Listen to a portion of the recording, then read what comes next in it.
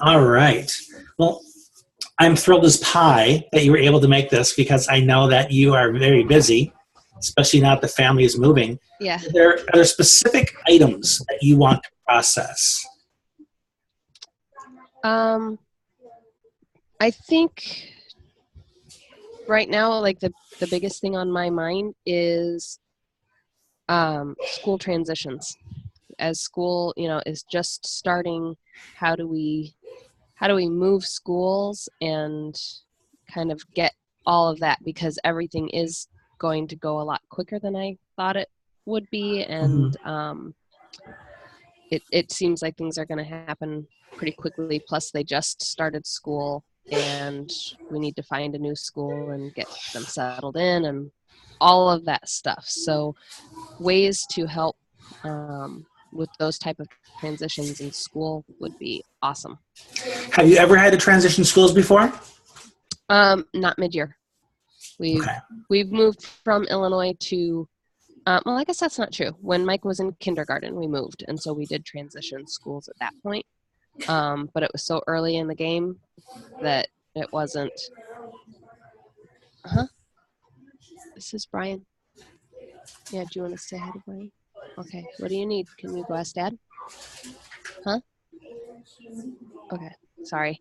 Yeah, just like my puppies are quiet up until I get on the horn, and then they start barking their heads off. Exactly. That's exactly right. Well, the best sources of information here are the kids. Yes. Have you sat them down yet and asked them, told them what's going on and asked them what concerns, if any, do you have about this? I've not asked them about, we've talked about other concerns and social and other things like that, but we've not talked about school concerns. Okay. Because here's a couple people that you're going to reach out to in order to get a full picture of what considerations you need to make. You're going to start with the kiddos. Yep. Okay. You're going to sit down with Brian and brainstorm what issues do you foresee arising, because you're not only transitioning to a new school, it's a new state. It's a new culture. Yeah. There's a lot happening out there. And call the school. Call the school they're going to be going to. And say, in your experience, when you have brought other kids into this school who have transitioned from another location, what do you typically do for them to help them assimilate? Yeah. Because chances are they're going to miss some stuff. Because one thing we know, in spite of what the schools tend to claim, they tend to function in a one-size-fits-all mentality. Right. So they're going to miss those little nuances that are unique to your children. So you're going to want to educate them about who your kids are and fill in those gaps. And then you're going to want to talk to the people that are going to be most responsible for the transition. Yeah. And if before your kids start school, give them a little buffer.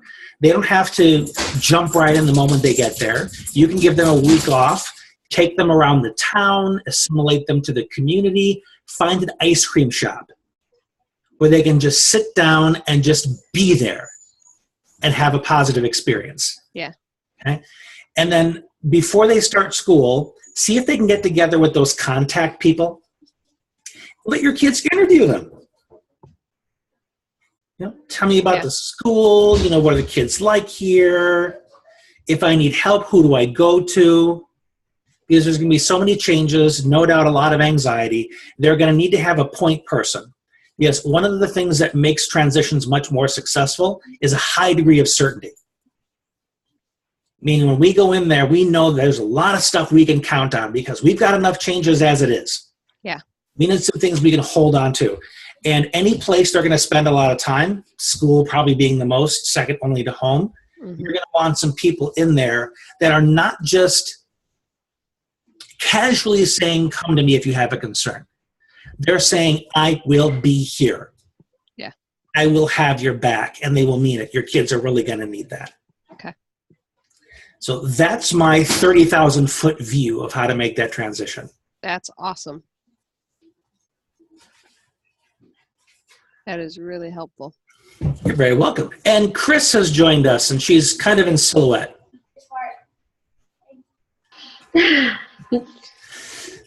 We were just talking about Sandy's family. Do you mind if I share this with her? what we were Absolutely. discussing? Go right ahead. Her family is making a big transition from one coast to the other because of a job change. And I was just giving her some ideas about how to make the transition successful for her kiddos. And Chris knows a little bit about this because her daughter just started a new school.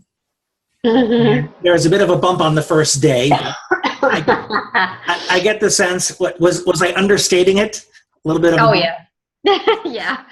I didn't send her in her uniform. Yeah. Oh, And there was a mini meltdown, but fortunately they had some uniforms on hand.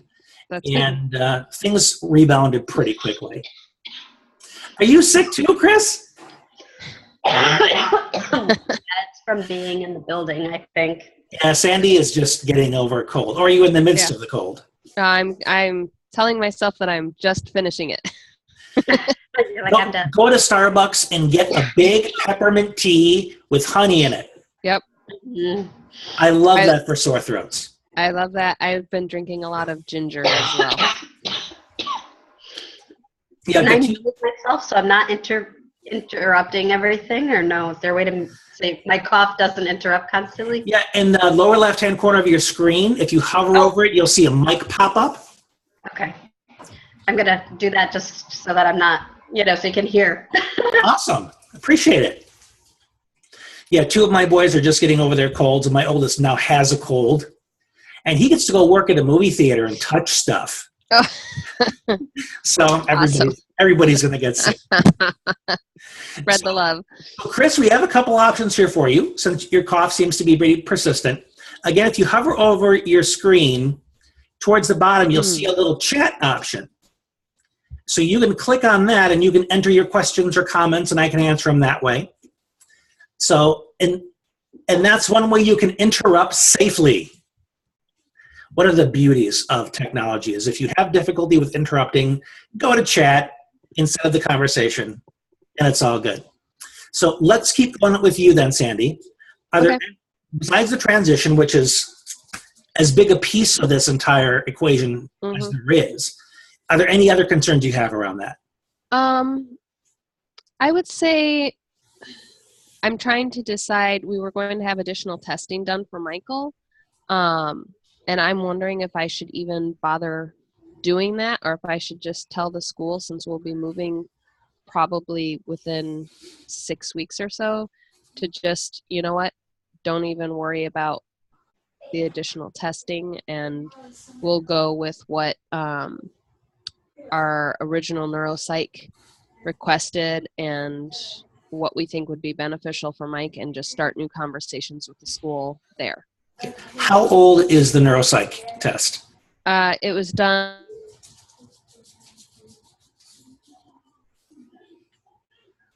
last year. So it's about a year old? Yeah. Okay. And what additional testing were you thinking about? There was some speech and language that they recommended and some further executive function testing. Okay. I would highly recommend I'd highly recommend that testing. Okay. Because if they think, I got a phone call. There's, and I keep drawing a blank on this. There's some block in my head for some reason. What do you call the kind of language that refers to your ability to take in the language that's coming towards you? Like the word processing? Because there's the expressive language and your ability to communicate it, but then there's the opposite of your ability to process what's coming in. Yeah. For him, it's the word retrieval and getting the right thing to say.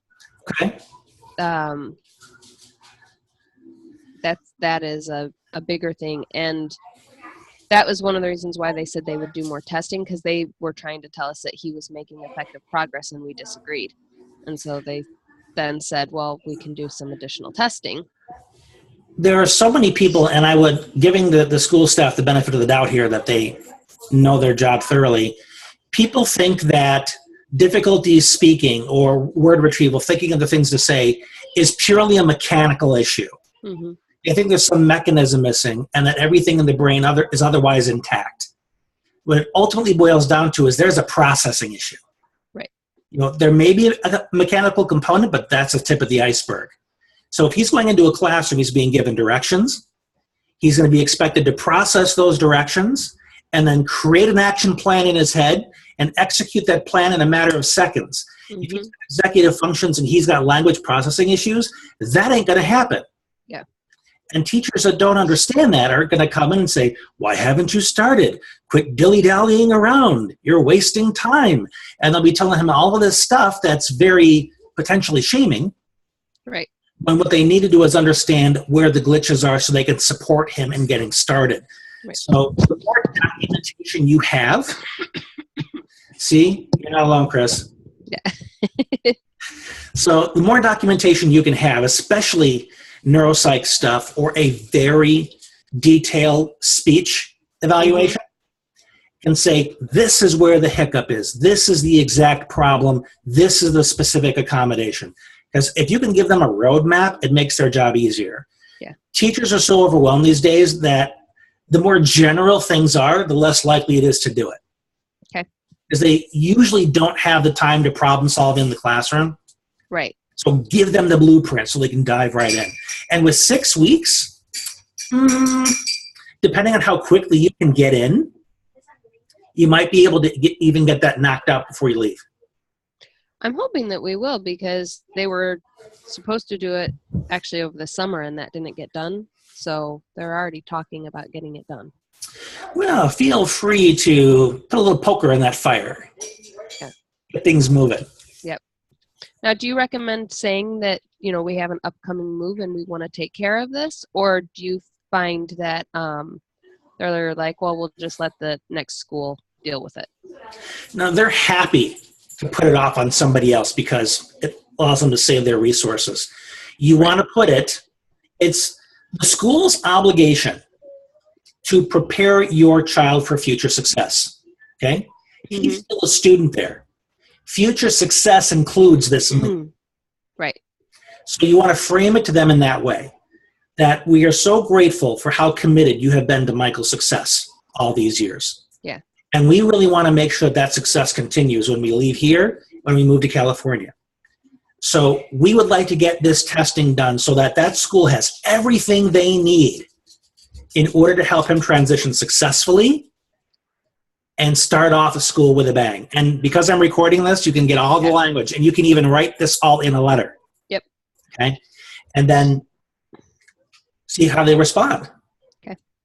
Because it's a bit of a pep talk, but it's also reminding them of their obligations. Right. Perfect. All right. Anything else you want to cover? I think that's it for now. And you email me all week. I do these every Saturday, unless, heaven forbid, I get a cold and lose my voice or something else happens. And then we just continue from there. So anything going on with you, Chris? Any kind of updates you want to share, or are you just kind of jumping in to see how it goes? Because there were a couple other people that were going to join us, but I made a little boo-boo and didn't put in the call-in information in a timely fashion, so I suspect they got a little derailed. And there's one lady, I'm not sure if she's joining us today. She's in the UK. Oh. And we always have fun conversations. She's really, really a hoot. So hopefully she'll be able to jump in as well. Nice. So anything on your end, Chris? I think she's typing. Yeah. Okay. I will take a sip of coffee, say the Jeopardy music, and oh, there we go. Ah, there you go. Executive functioning issues. Can you see the chat as well, Sandy? Yes, I can. Yeah. So Maddie is having a few missing assignments and poor grades. Okay. Ah, all or nothing. Yeah, that sounds familiar. So let me give you a couple things to look out for here, Chris. When you see all or nothing like that, the first thing you want to consider is it the class itself? There are certain classes, depending on where your child's executive functioning issues lie, there are certain classes that are going to come much more easily than others. In my case, because I'm so verbal, I did well in classes that had a lot of discussion. So if we did history, if we did English, and we're talking about stories, but then it would come down to the punctuation, writing things up was always a disaster because of the dyslexia. I just don't understand those rules. So when you have kiddos like us, she does fairly well in math. That's her favorite class. Okay. So even more here. And also, when you have things like ADHD, Asperger's, dyslexia, you see a competency scale like that. There's areas of confidence, and then they fall off a cliff. Our kids are very highly specialized, as you know, so you're going to see this disparity. Not that we want to settle for it if there's opportunities for some gains, okay? In the past, she's done terribly in math. Her verbal is very high and nonverbal low. Well, one thing has she been tested for any kind of nonverbal learning issues? Because one thing that's kind of interesting, the nonverbal learning disability kids have problems with math because it's a lot of symbolic language. And it's the nonverbal cues in people, the symbolic language in writing, that she's been doing a lot of texting every 3 years. So maybe she's actually, with her own neuroplasticity, she's doing some rewiring in there that's improving her ability. You never know. But if it's the class that she doesn't have the skill set for it, that would explain the F, okay? But maybe she has the skills, but she needs some supports, okay, auditory processing issues. So we're going to want to look at the quality of instruction, what's given to her. Kids that have difficulty with audio processing, and another thing, and this shows up across the board with kids, whether they're Asperger's, ADHD, or whatever, is poor working memory. And typically the lectures in the classroom are rapid fire. They give you more information than you can possibly write down. So they'll say a paragraph, you remember the last couple words. You want them to repeat it, but they can't. You should have been listening the first time. That's not going to work for our kiddos. So one thing that's going to help overcome the auditory processing issues and the working memory is a copy of the teacher's notes. That's absolutely necessary. If you don't have that accommodation, get it. And there are some teachers that will complain and say, well, I don't want the child to space out. I don't want the child, the child needs to have some accountability or something to do in the class. Okay, this is not the way to get it. Removing an accommodation to increase accountability is not going to help because you're still denying this child access to the curriculum, because accommodations are to lessen the distance between the child and the curriculum. So the notes brings us closer because it counterbalances those other challenges. Make sense?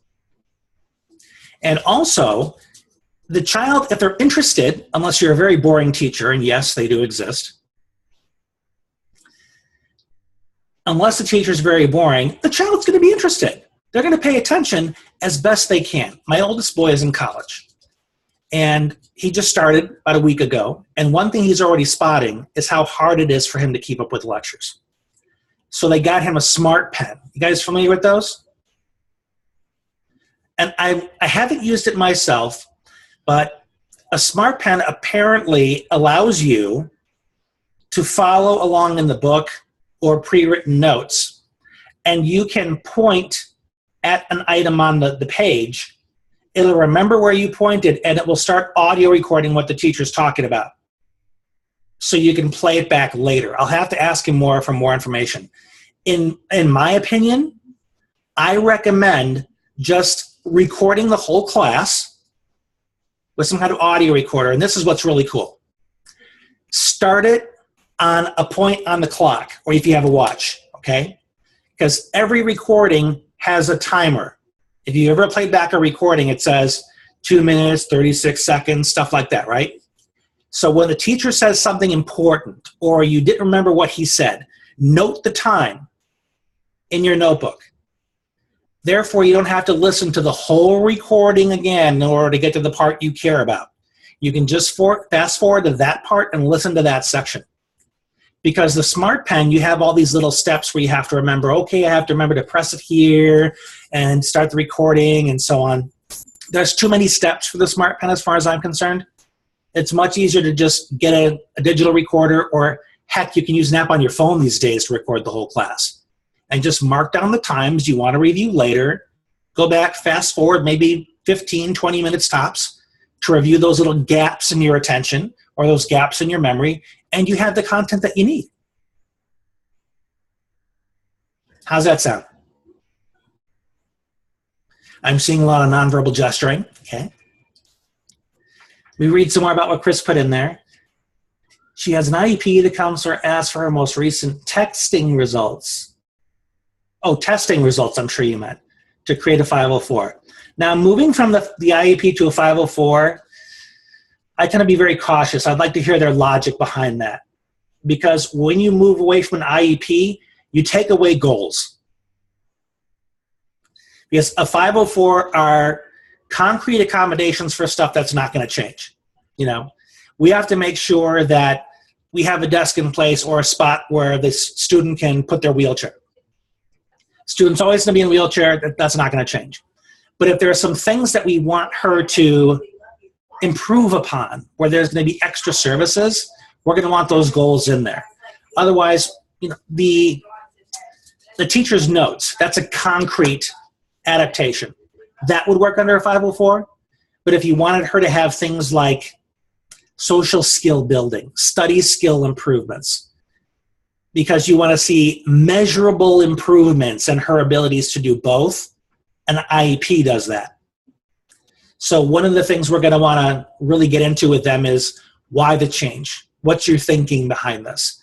Because in explaining that, there are some social deficits Maddie has that are really going to hold her back in terms of her long-term success. We don't want to take that out of her education. She needs that for future success. So we've got to keep that stuff in. We need to keep an IEP. Okay, the rest of this summer, she worked with a special ed tutor who tried accommodations and made a list.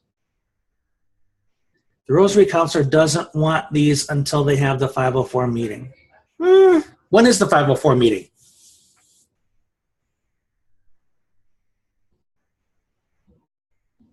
Oh, great. So in other words, she wants to take away accommodations until you have a chance to meet. Some of that can be legality, that you can't do accommodations without testing and so on and so forth. But if these are lists that Maddie's making herself, they cannot deny her that.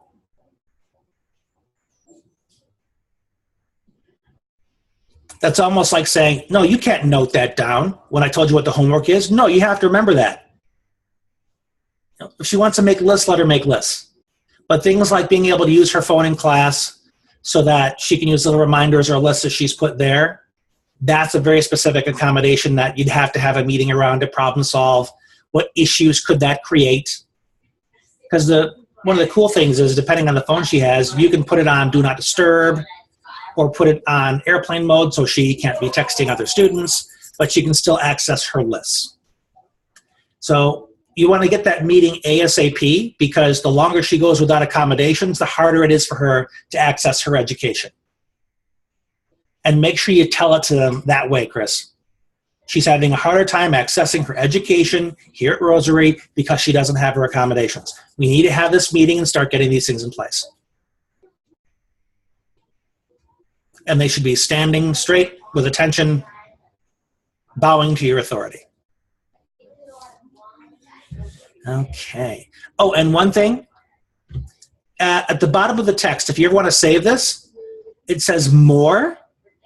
You see the word at the bottom of the text where it says more? You can always click more and it will download a file of the text for you. So if there's ever a conversation in there or you want to remember exactly what questions you asked, there you go. So any more questions for you, Chris? And you have the same situation as Sandy. You've got 7-day-a-week access to me. So anything that comes up after this, then just shoot me off a question. So how do we do today, you two? Awesome. I will let you go and medicate your throats. You're very welcome. What I think I'm going to do is I've been putting the recordings in Google Drive. But what I'm encouraging all of you to do, which many of you are doing, I don't know if you're in there yet, is to create a profile in the membership site where all the different lessons are. Are you in there yet, Sandy? No, I don't think I have yet. Okay, because what I'm going to do is I'm going to create a separate module, which once I put your name in there, every time you log in, you'll see that as an option under your name. So it's not like you're going to have to go searching for it. I'm going to put all of these mastermind calls in that module so that it's easier for you to find the ones you participated in. Basically, you just remember the date, and you can go in there and re-listen to everything. And based on the specific languaging that I offered you today, you're definitely going to want to go back and listen to it to get all of those T's crossed and I's dotted. Sound groovy? Sounds great. All right. Thank you. And I'll go and do that right now, and you'll see yourselves added. Okay. Any other questions you have, you know how to find me. Great. Thank you so much. You're welcome. Go drink some tea now. Okay. Take care. You too.